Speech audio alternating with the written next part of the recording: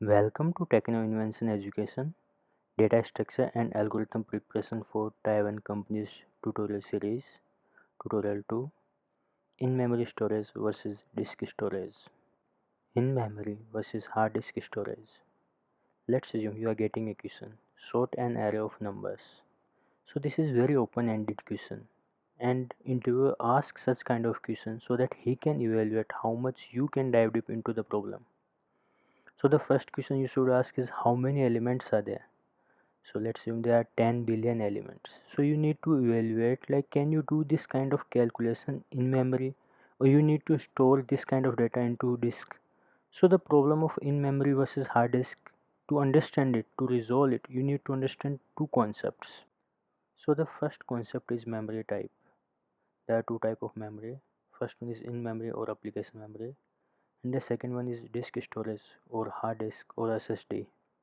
So in our computer we are having RAM, and the RAM comes into 1 GB, 2 GB, 4, 8, 16 and 32 GB. Out of this RAM, JVM assigns some memory to application. Let's assume RAM size is 32 GB and JVM is assigning 4 GB to our application. Then that 4 GB will be our in-memory or application memory.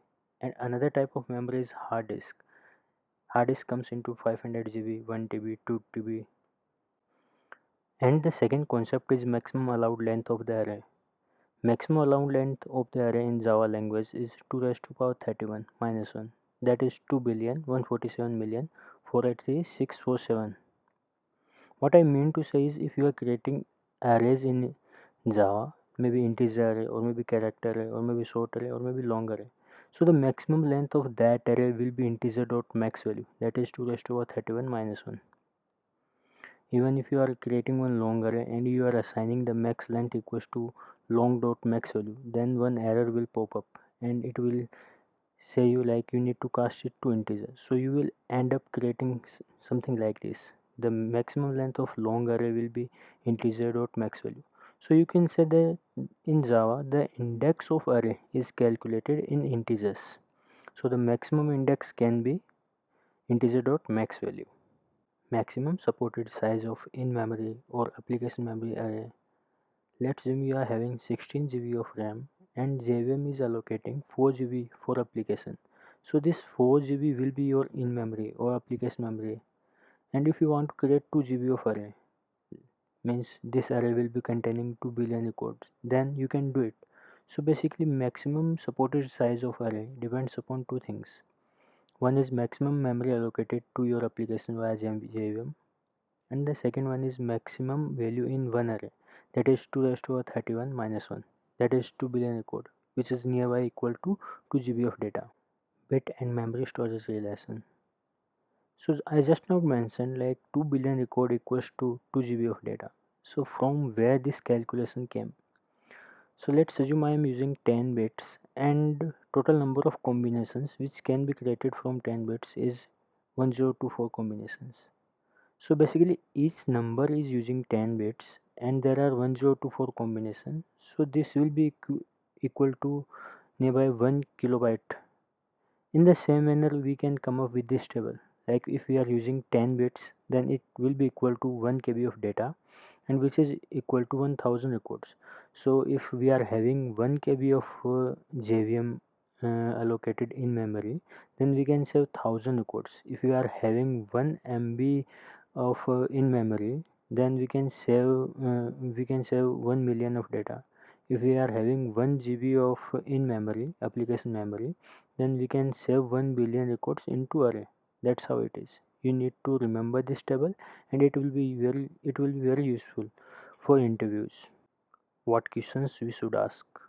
Our question is sort an array of number. So first thing, what kind of numbers? Integer, long, decimal, short. How many elements are there? If interviewer answer it like 2 billion records are there, then next question can be how much RAM we have, 16 GB. Then how much memory JVM assigns to our application. Let's assume 4 GB. Then we can conclude it like 2 billion records can be stored in memory and array can do it. In parallel, we need to take care like what other process is going on in parallel. If other process is consuming more memory, then it may be like we might need to use hard disk to resolve this problem. technique to resolve any question. The key answer is solve that question for 10 or 20 element in memory approach. You can use array or maybe linked list or whatever data structure you can use in memory.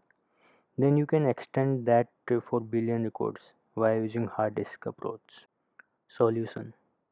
Our question is sort an array of numbers. So the first approach in memory solution can be like you can go with the bubble sort.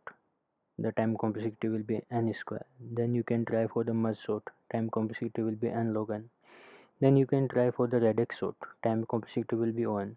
So all these sorting algorithm we will discuss in some other tutorial. Right now we are discussing how we can use in memory versus disk storage. So let's assume we are having 10 billion records. We are having one file. The size of that file is 10 GB and this file is containing 10 billion records. So how you can solve this question? So what you can do is like you can fetch 1 billion record at a time, then you can sort it, then you can save that 1 billion into one file. See, one array can support up to 2 billion records, so 1 billion record can be saved into array. Then you can apply radix sort or maybe merge sort or bubble sort, then you can save that data into file. Then again you can fetch another 1 billion record, then you can sort it, then create another file. That's how you will be creating 10 different files.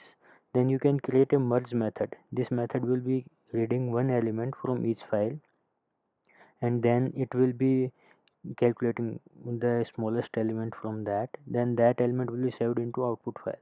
That's how you can merge it.